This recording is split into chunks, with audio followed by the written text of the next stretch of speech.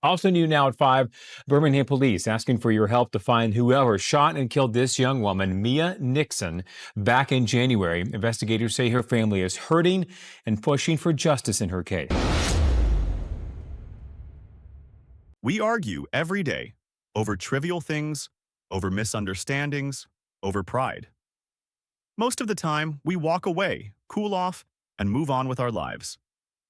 But not everyone gets that chance. Today's story is about a young woman named Mia Nickson, who, at only 21 years old, had so much more to live for. Her life was a testament to resilience, beauty, and strength. And yet, in the blink of an eye, it was violently cut short. And what makes this story even more shocking is how it all unfolded. A digital argument, broadcast live for the world to see, just moments before the unthinkable happened.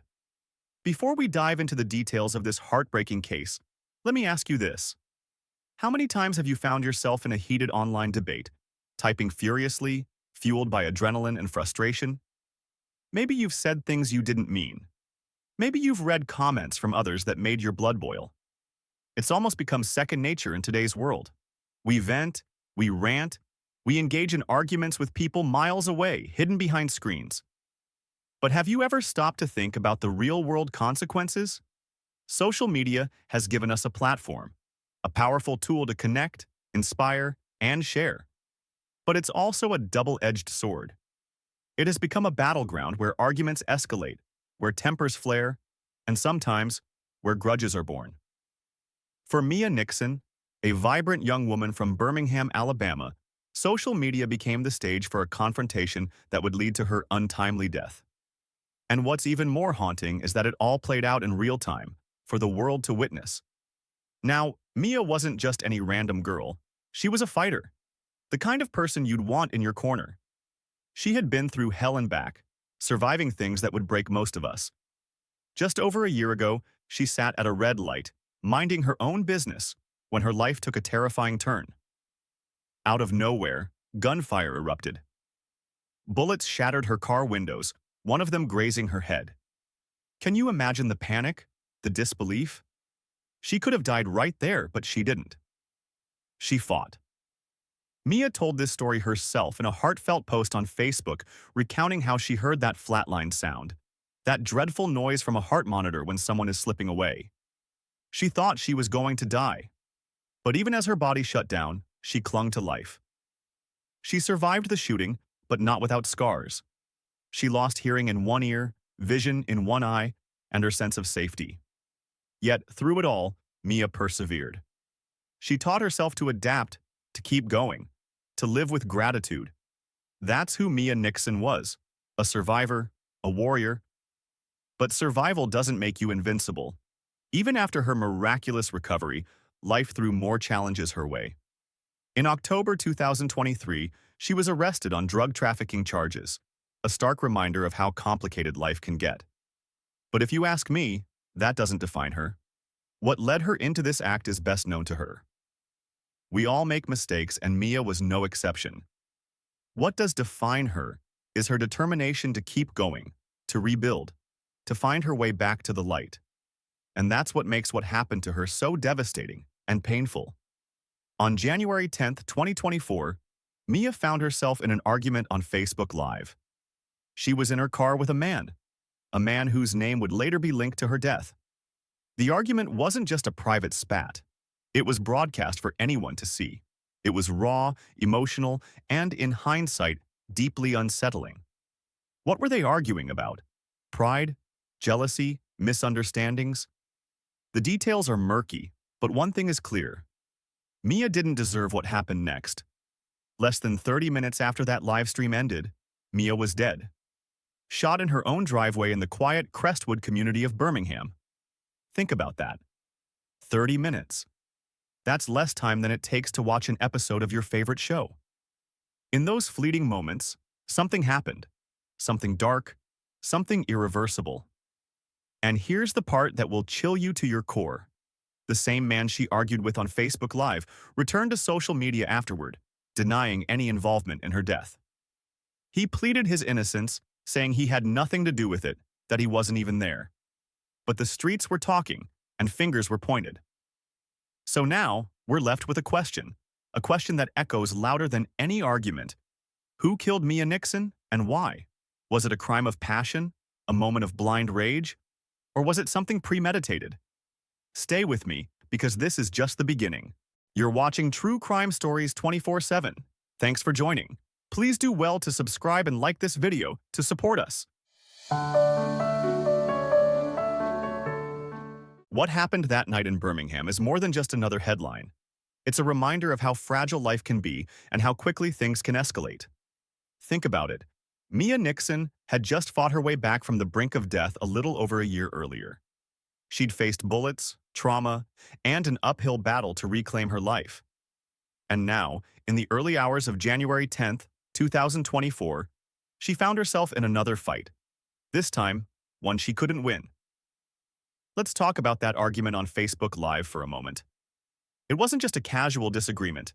Witnesses say it was heated, raw, and filled with tension. The man on the other end of the argument? People in the community knew him, or at least thought they did.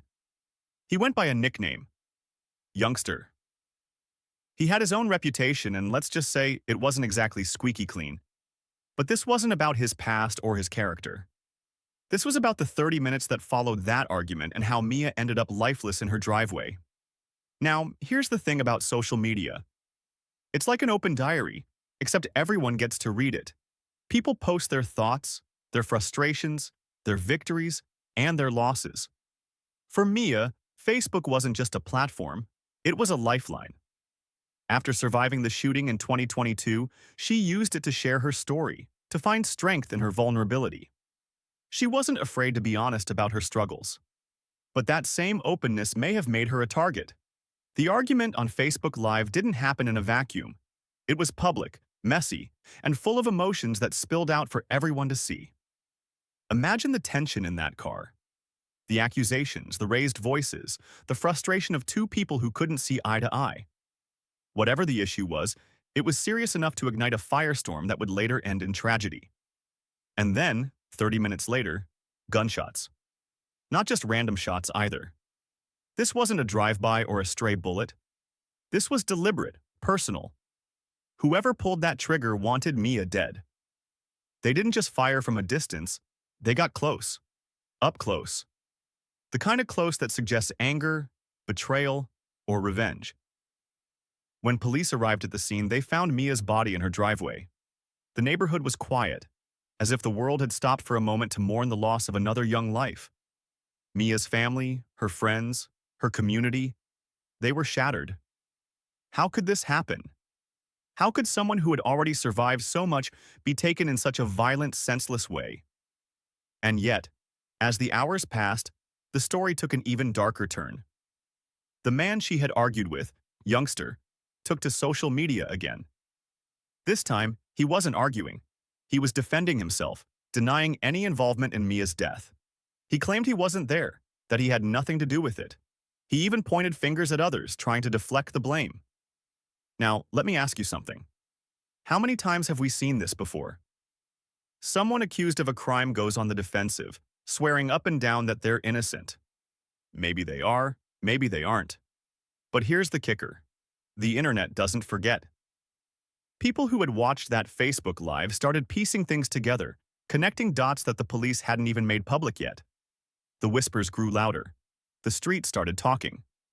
And the more they talked, the more suspicious Youngster looked. But let's not get ahead of ourselves. The police weren't rushing to conclusions.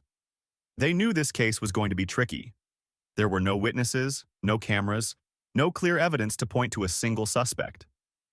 All they had were the fragments of a story, a heated argument, a lifeless body, and a community crying out for justice. And then there's Mia's family. Imagine being her mother, her siblings, her friends. They'd already been through so much with her recovery from the first shooting. They'd watched her struggle, fight, and come out stronger on the other side. And now they were being told she was gone. Just like that. No warning, no explanation, just gone. Mia's mother, in particular, became a vocal advocate for justice. She refused to let her daughter's death become just another unsolved case. She spoke to the media, to the community, to anyone who would listen. She described Mia as a bright light, a young woman with so much potential and a heart full of love. And she begged, for anyone with information to come forward. The Birmingham Police Department echoed that plea. Detective Truman Fitzgerald, who was leading the investigation, made it clear that they weren't giving up. "We believe Mia was targeted," he said in a press conference, "but we need the community's help to bring her killer to justice." And that's where we stand. A young woman full of promise, gunned down in the prime of her life. A community torn apart by grief and suspicion. And a killer still out there, walking free. Her story is a stark reminder that violence leaves behind more than just victims. It leaves families shattered, communities grieving, and questions unanswered. Mia's family continues to fight for justice, and her community refuses to let her memory fade. And here's the truth. It takes all of us, every tip, every conversation, every ounce of courage, to ensure her killer is brought to justice. So, what can we do? We can stay informed. We can support Mia's family by amplifying their calls for justice. And most importantly, we can remind ourselves to value the lives around us. Because at the end of the day, what happened to Mia shouldn't happen to anyone. If this story resonated with you, if you believe in shedding light on the forgotten, the unsolved, and the overlooked, then join us. Hit that subscribe button and turn on notifications so you never miss a case. Share this video with others who need to hear Mia's story. And let us know your thoughts in the comments. What do you think happened that night? Who do you believe holds the answers? Together, we can keep these stories alive, shining a light in the darkest corners and fighting for justice. This is True Crime Stories 24/7, and we'll see you in the next one.